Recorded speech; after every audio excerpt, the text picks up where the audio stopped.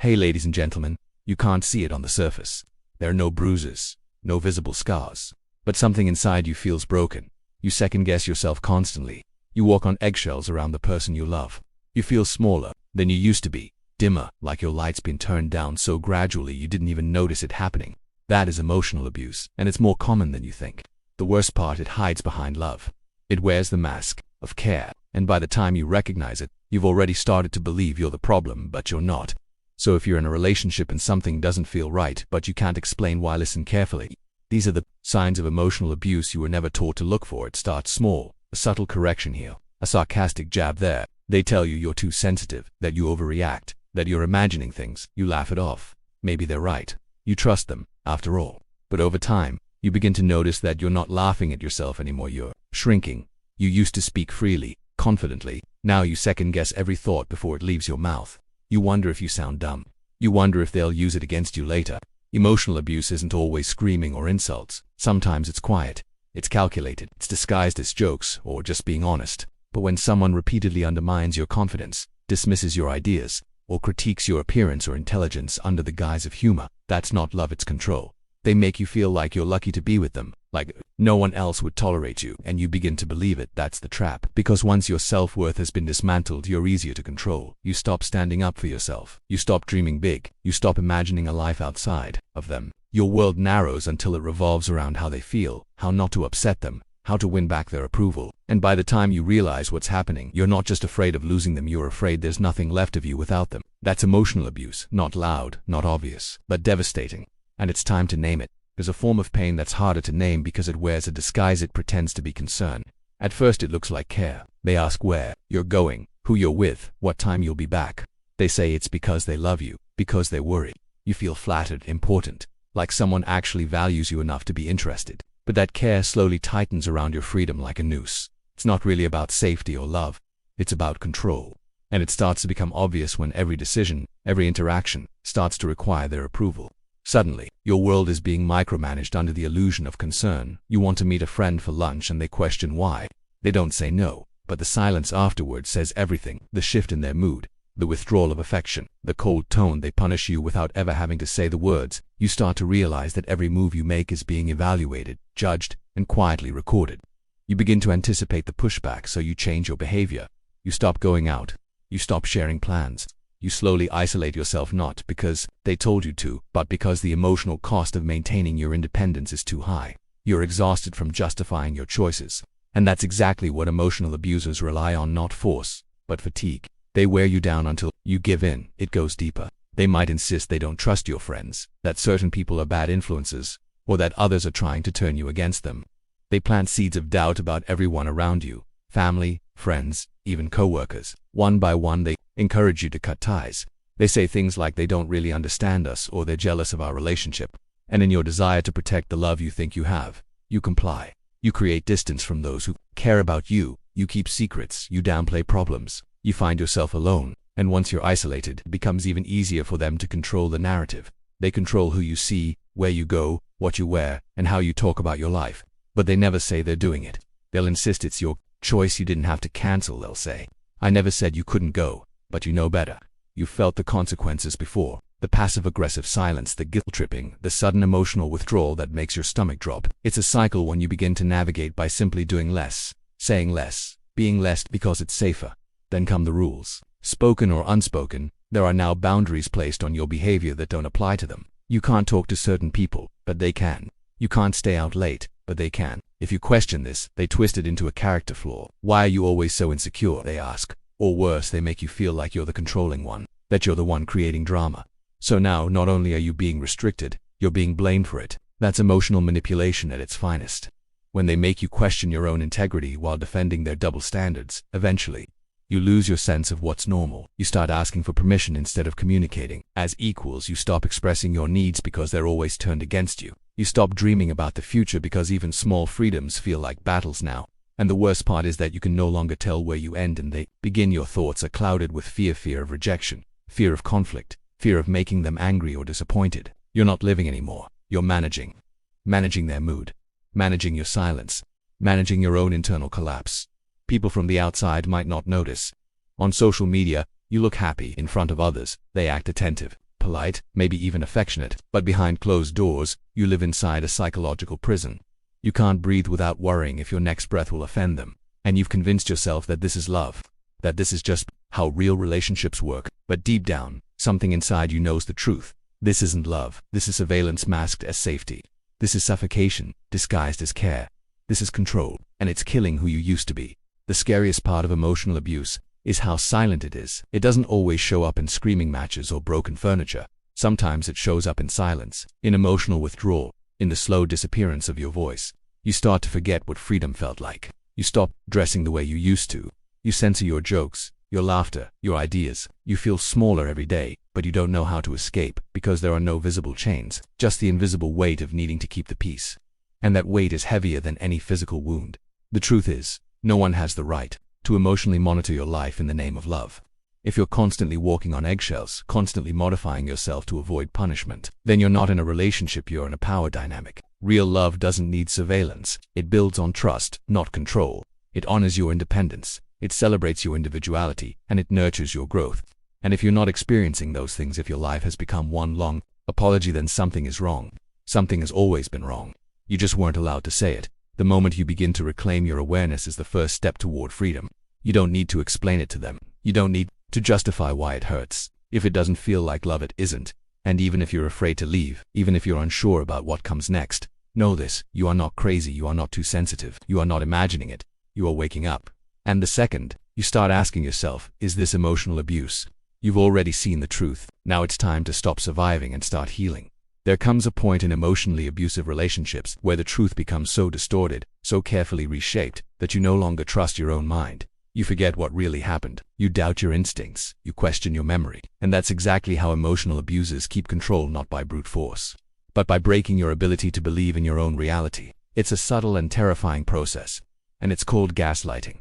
Gaslighting doesn't happen all at once. It's a slow, deliberate erosion of your perception. It begins with little things. You recall something they said that hurt you. You bring it up, hoping for a conversation, maybe even an apology. But instead of taking responsibility, they deny it completely. That never happened.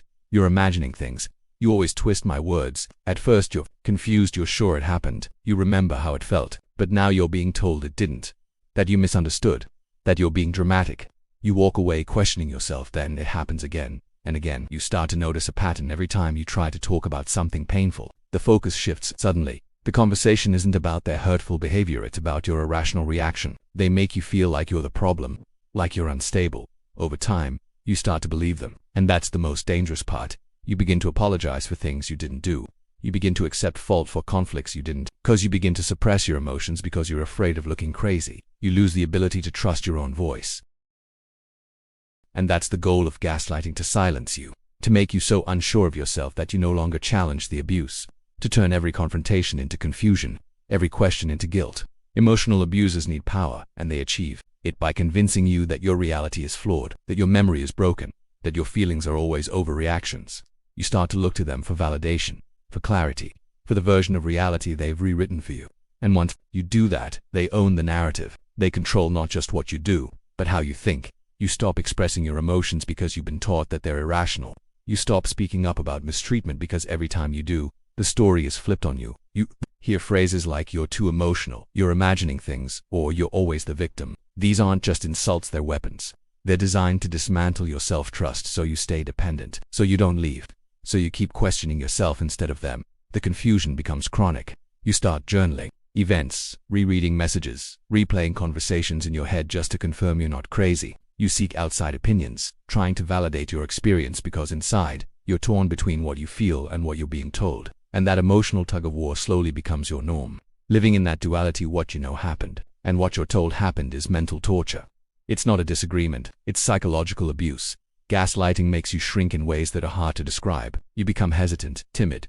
You edit yourself constantly. You stop initiating important conversations because you already know how they'll end with you feeling invalidated. You suppress your emotional responses because you know they'll be used against you. And all the while, the other person walks freely, never questioned, never held accountable, because they've positioned themselves as the logical one, the reasonable one, the one who's just trying to help you see clearly. But that clarity is just control in disguise.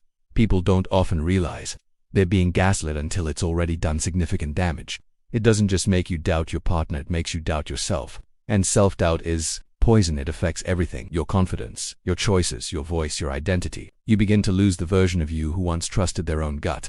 You become someone who tiptoes through life, careful not to offend, careful not to speak out of line, careful not to bring attention to anything that might spark another session of reality denial. Even when you try to explain the abuse to others, you might struggle because gaslighting is invisible.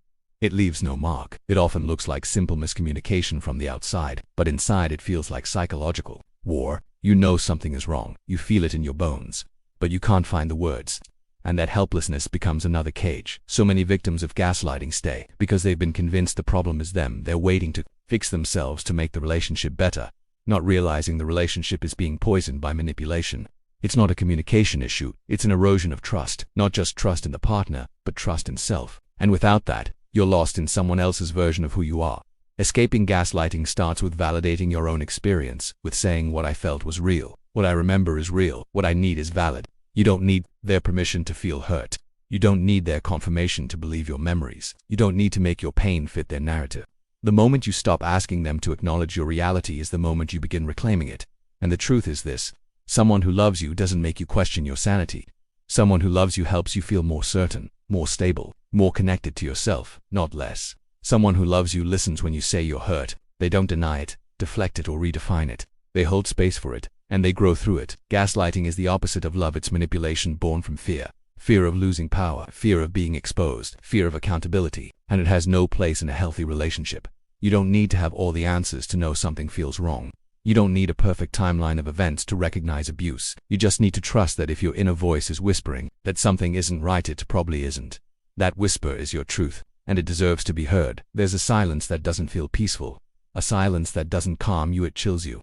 It doesn't feel like space or solitude, it feels like punishment. It creeps in after conflict, after a disagreement, after you dared to speak up, express a boundary, ask a question, or show hurt. And instead of conversation, what you're met with is a cold wall, emotional distance, disconnection. That silence. It isn't just someone needing time to cool off. It's not a healthy pause. It's the weaponized withdrawal of love, and it's one of the most overlooked forms of emotional abuse when someone uses silence as a form of control. They don't need to shout, they don't need to slam doors. All they need to do is disappear emotionally, sometimes even enough to make you feel abandoned, just enough to make you panic, just enough to teach you that the only way to restore peace is to submit, apologize, or give in even if you did nothing wrong. And this form of emotional manipulation is terrifyingly effective because it creates a deep psychological association. Your voice equals rejection. This is how emotional abusers train you without ever saying a word. You begin to fear conflict, not because you don't want to express yourself, but because you know what comes after. The silence, the cold shoulder, the subtle punishment. You speak your truth, and they vanish. Maybe they leave the room. Maybe they stay physically but shut down emotionally. Flat expressions, monotone responses, minimal engagement. Either way, the message is clear. If you upset me, I'll withhold love. If you challenge me, I'll disappear. If you want connection, you better learn to be quiet. You start to carry the weight of their moods. You become hyper-aware of their reactions. You overanalyze every sentence before you say it. You try to prevent the freeze before it happens. And slowly, you lose your voice. You stop asking questions. You stop expressing needs. You convince yourself you're too sensitive, too demanding, too emotional. You start saying it's fine even when it's not. Not because you believe it, but because silence hurts more than pretending. This dynamic keeps you trapped, because it turns emotional closeness into a reward system. When you're obedient, when you're easy, when you suppress your truth, they're warm again, affectionate, playful, loving. It feels like a reunion, a return to the connection you crave. But it's not real. It's a reward for compliance. And now, unconsciously, you've been trained. Their love is conditional, and the condition, your silence. What makes this so devastating is that it's almost invisible. No one sees the silence. No one hears the absence. If you tell someone, they may not understand. They're probably just upset. Maybe they need space, but this isn't healthy space. Healthy space is communicated. This is abandonment disguised as boundaries. This is disconnect, used as discipline. And it creates anxiety that runs deep. You never know when the next freeze-out will come. You never know what will trigger it. So you walk on eggshells, always trying to stay in their good graces, not out of love but out of fear. And then, just when you've broken down, when you've begged, when you've taken responsibility for everything just to get them back, they act as if nothing happened. They laugh, touch you, talk about dinner plans. There's no resolution. No acknowledgement of the pain their silence caused. No empathy for your emotional agony. Just a return to normalcy that makes you question if the silence ever really meant anything. And because you're so relieved to have them back, you let it go again, and the cycle continues. The worst part is, over time you start to internalize the message. My emotions are dangerous. My truth pushes people away. If I want to be loved, I have to hide the parts of me that feel. That internalization doesn't just damage your relationship, it damages you. You start to emotionally abandon yourself. You stop trusting your own needs. You stop believing you deserve consistent connection. You accept breadcrumbs and call it love. And even when your body is screaming that something is wrong, your mind whispers, "Don't speak, you'll lose them again." This kind of emotional manipulation is cruel because it plays on one of our deepest human needs, connection. We are wired to seek closeness, to resolve tension, to restore love. And when someone you care about uses your need for connection against you, it feels like betrayal on a soul level. It rewires your nervous system. You learn that love is unpredictable, that presence is conditional, that expression is dangerous, and it makes you feel fundamentally unsafe in the one place you should feel most secure, your relationship. You deserve better. You deserve a relationship where conflict is met with conversation, not punishment. Where distance is not used as a weapon but respected as a need when communicated with love. You deserve a partner who stays emotionally available, even when they're hurt. A partner who says, "I need a moment," not, "You don't exist to me until you surrender." You deserve love that doesn't vanish when it's hard. You deserve consistency, presence, warmth, especially when things aren't perfect. If you find yourself shrinking after every disagreement, if you find yourself apologizing just to break the silence, if you find yourself terrified of being emotionally honest because you can't handle another withdrawal, please know that what you're experiencing is not healthy. It is not love. It is emotional abandonment used as control, and it's abuse. Healing from this begins by reclaiming your voice, by noticing the pattern, by naming what you've been made to feel ashamed of. Your voice is not the problem. Your feelings are not wrong. Your need for communication is not a weakness. And if someone punishes you for being emotionally real, they are not loving you, they are controlling you.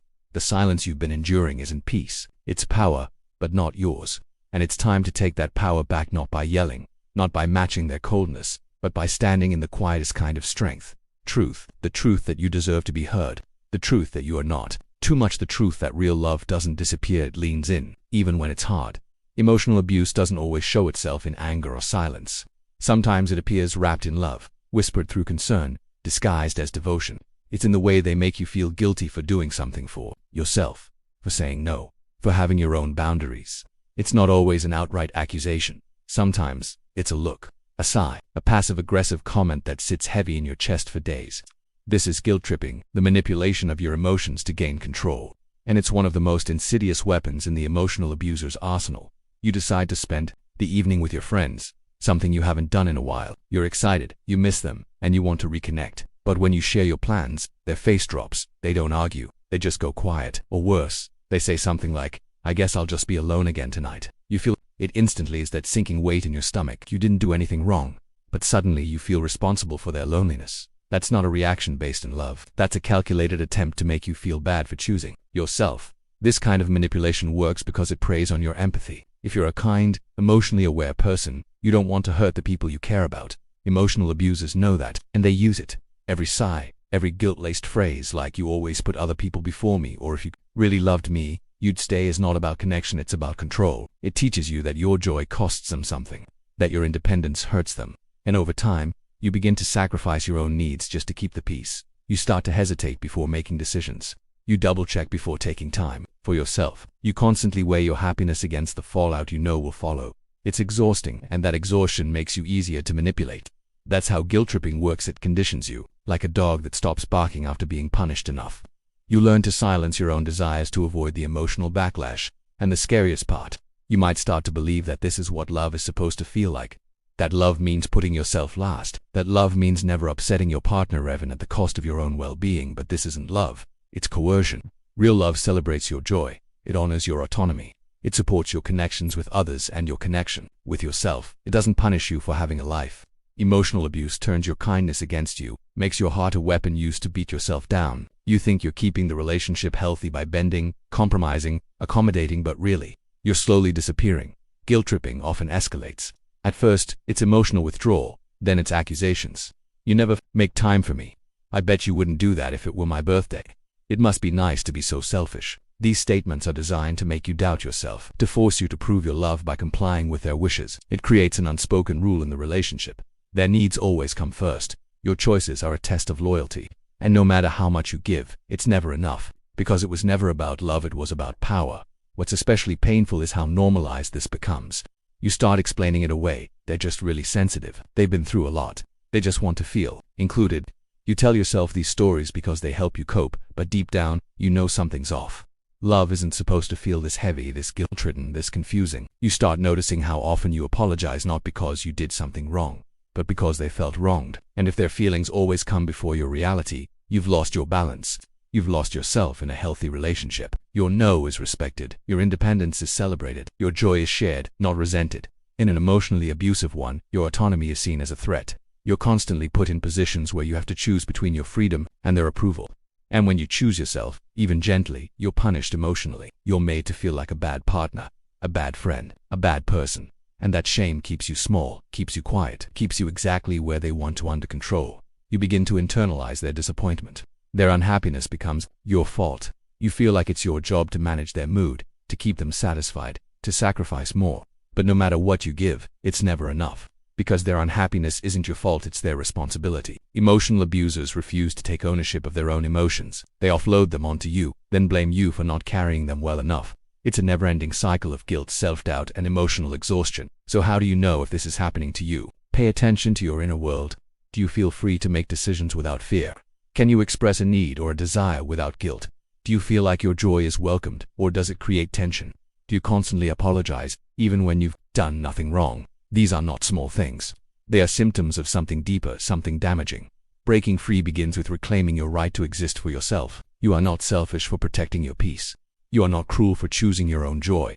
You are not cold for saying no. You are allowed to set boundaries. You are allowed to disappoint someone when their expectations come at the cost of your well-being. And if someone constantly makes you feel bad for living your life, if they consistently turn your choices into emotional debts, you need to ask yourself a hard question. Is this love, or is this manipulation? You were not made to shrink. You were not made to live in guilt. Real love does not weigh you down, it lifts you. It gives you the room to breathe, to grow, to shine. And anyone who tries to take that away from you, no matter how sweet their words, no matter how much history you share, is not giving you love, they're stealing your light. There's a cruelty more dangerous than outright hate, more confusing than silence, and more painful than rejection. It's when someone loves you with conditions, when they only offer affection, praise, or validation when you meet their expectations. When love becomes a currency, and your worth is determined by how well you perform. This is conditional love, and at its root, it is emotional manipulation. In abusive relationships, this kind of love becomes a leash. You're rewarded when you behave, punished when you don't. Not physically, not even verbally, always, but emotionally. Through distance, through withdrawal, through inconsistency. And the result is devastating. You start believing that you have to earn love. At first, it feels like normal compromise. They're happier when you behave a certain way, so you do more of it. They're colder when you speak up, so you do less of that. You begin to notice patterns, how their affection fluctuates based on your obedience. On good days, they're warm, attentive, playful. They call you beautiful. They make you feel like you matter. But on the days when you disappoint them, their entire energy shifts. They grow cold, irritated, distant. Maybe they don't even say anything outright, but you feel the change. It's in their eyes, their tone, their silence. And that change isn't random. It's deliberate, it's training. It's teaching you to modify yourself, to suppress parts of who you are, so that their love doesn't vanish. And because we all crave connection, you comply. Not because you're weak, but because your heart is wired for closeness. When love is dangled in front of you like a reward, you chase it. You do everything you can to get back in their good graces. You apologize, you explain, you overcompensate. Not because you're wrong, but because you're afraid. Afraid that their love is always one mistake away from disappearing. This creates an emotional addiction. You live for the highs, the good days, the compliments, the attention, and you endure the lows, convincing yourself that if you just try harder, they'll come back around. But this cycle is not about love. It's about dominance. The person who controls when and how love is given holds the power. And when you're on the receiving end of conditional love, your nervous system lives in a constant state of anxiety. You start performing, you start guessing what version of yourself is acceptable today. You stop feeling free. Every word, every outfit, every emotion becomes a negotiation. You don't speak your mind, you scan their face for approval before every sentence. And when you don't get it, you adjust. You dim yourself just enough to keep things smooth, to keep them close, to keep the peace. But in doing that, you betray yourself. Over and over again, people who love conditionally often mask it as high standards or just how they were raised. But love is not a tool to be used against someone. It's not something to be given and taken based on your mood or your level of comfort. Real love stays through discomfort. It communicates, it listens. It doesn't punish you for being human. It doesn't disappear when you disappoint it. Conditional love makes you believe that love is earned only when you're agreeable, silent, perfect. But love that can be lost the moment you stop pleasing someone was never love, it was control dressed up in affection. This pattern usually starts in subtle ways. They stop saying I love you after a fight. They only touch you when you're being what they want. They withdraw compliments, attention, physical closeness, not because they need space, but because they want you to feel it. They want you to know that love is not a given, it's a prize, and you're not holding the ribbon anymore. And as painful as this is, it becomes a game you learn to play. You anticipate the punishment before it arrives. You adjust quickly, you apologize faster. You start to become an echo of what they want, not a person with your own truth. And that's where the real damage happens. You lose your sense of identity. You forget what it feels like to speak without fear. You can't even tell if you're being yourself anymore or just being what they want. The lines blur, the performance becomes the norm, and even on good days, in the back of your mind, there's always the question, what if I mess up again? What if I say the wrong thing? Will they stop loving me? This fear eats away at your self-worth. It makes you believe that love has to be earned with compliance, that your worth is conditional, that you must always prove your value to keep love from slipping away. And once you believe that, you accept less and less. You tolerate emotional starvation. You silence your needs. You prioritize harmony over honesty, and your heart becomes exhausted from performing a role you were never meant to play. But here's the truth that abuse tried to erase. You are not meant to earn love through perfection. You are not meant to shrink into someone else's mold. You are not meant to be good enough only on the days you're easy to love. Real love is not conditional. It doesn't withhold itself to control you. It doesn't fluctuate based on your obedience. Real love says, I see you even in your mess and I still choose you, not blindly, not without accountability, but with consistency. If you are in a relationship where your worth feels like a moving target, where love is used as leverage, where affection disappears every time you speak your truth, please understand this is not your fault. You're not too sensitive. You're not asking for too much. You're just asking for what every soul needs: stability, safety, love without performance. You do not have to earn love. You were born worthy of it. And anyone who makes you feel like you need to constantly work just to be loved by them is not offering you love at all. They're offering you control, and you don't have to accept it. You don't have to keep playing the role they've written for you. You can walk away from the script. You can find your voice again. You can find people, friends, family, or a partner who love you for the raw, imperfect, beautiful truth of who you are. You deserve that. You always have. One of the most disturbing traits of emotional abuse is how it makes you question your reality while enforcing theirs. But another equally damaging form is when love is made to feel like something you must compete for. You begin to notice how often your partner compares you to others, not just subtly, but in ways that make you feel like you're never enough. Maybe it starts with a casual mention of how someone else handles things better. Maybe they say an ex that was more patient, or that their coworker is more attractive, more put together, more supportive. You brush it off the first few times, but it begins to sting. It lingers in your mind, and before long, comparison becomes a weapon that slowly tears down your sense of self-worth. What makes this so harmful is that it doesn't always look aggressive. Sometimes it's framed as innocent admiration. They're just being honest. They claim they're motivating you or pointing out how you can grow, but that's not what it is. When someone constantly holds another person up as the standard you should be reaching, especially when it makes you feel smaller, insecure, or unwanted, it's emotional sabotage. It tells you that you're in a silent competition you never signed up for. That love is not a given, but something to be earned by outperforming others. This tactic works especially well on people who are already trying to be good partners, because if you care deeply, you want to be better, you want to improve, so you start trying harder. You begin adjusting your personality, your appearance, your habits, not because you want to change, but because you feel you have to compete for affection. And the more you change, the more the goalposts move. You're never quite enough. They're always just slightly disappointed, always referencing some version of you that doesn't yet exist. You feel like a project, not a person. And the more you try to win their approval, the more you lose yourself. The comparisons don't always stop at people. Sometimes you're held up against ideals, fantasies, or even the past. You used to be more fun. I miss the way things were at the beginning. Why can't you just go back to how you were? These are not memories. These are They're designed to make you feel like the real, present version of you is inadequate. That your natural evolution, your current needs, your emotions, and boundaries are somehow wrong. It's a way of saying, I loved you more when you were easier for me to control. Over time, you internalize this message. You start believing you are the problem. That if you were just a little more this or a little less that, things would go back to the way they were. So you change.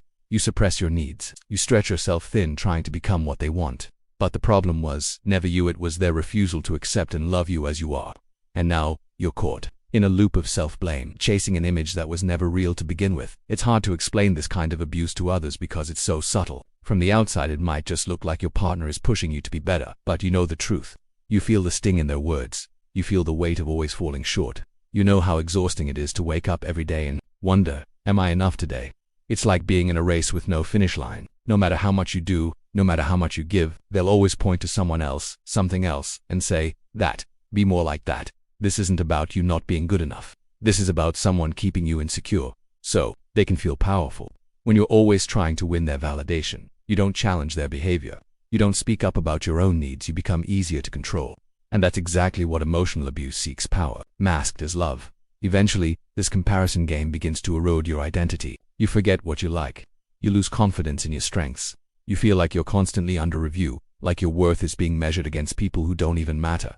It becomes harder and harder to trust your own value because you've been conditioned to believe it's always relative to someone else. Healing from this begins when you realize you were never supposed to be anyone else. You don't need to look like her, act like him, think like them. You are not meant to be someone else's idea of perfection. You are meant to be you and loved fully in that truth.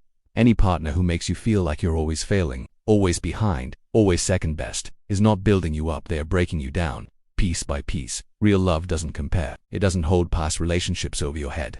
It doesn't measure you against fantasies or force you into molds. Real love meets you where you are and supports your growth, not out of criticism, but out of encouragement. It doesn't demand a performance, it doesn't place conditions on your worth, and it certainly doesn't make you feel like you're in a competition just to be accepted. You deserve to be seen fully, loved honestly, and respected completely without needing to prove your worth next to anyone else. If you find yourself constantly being compared, constantly adjusting who you are to win someone's attention or affection, stop and ask yourself, is this helping me grow, or is it slowly destroying my spirit? Because someone who truly values you will never make you feel like you're not enough. You are enough, exactly as you are. And love should never feel like a race you're destined to lose. There's a kind of emotional abuse that doesn't just aim to control you, it aims to erase you. It shows up as constant criticism, disguised as help. It's not screaming, it's not slapping, it's not explosive anger. It's quiet corrosion, the kind that chips away at your self-esteem until you no longer recognize your own reflection. It sounds like you're too sensitive. You never get anything right. Why do you always overreact? These are not just offhand remarks. These are messages that form the new soundtrack of your inner world. At first, you fight it, you push back, you explain yourself, you try to clarify what you meant or how you feel. But eventually, the weight of never being understood or accepted makes you stop trying. You start to believe them. You begin to look at yourself through their eyes, flawed, broken, not enough. You question every thought, every choice, every reaction. You feel foolish for needing what you need, ashamed for feeling what you feel. The abuse becomes internalized. You become your own critic, your own censor, your own jailer.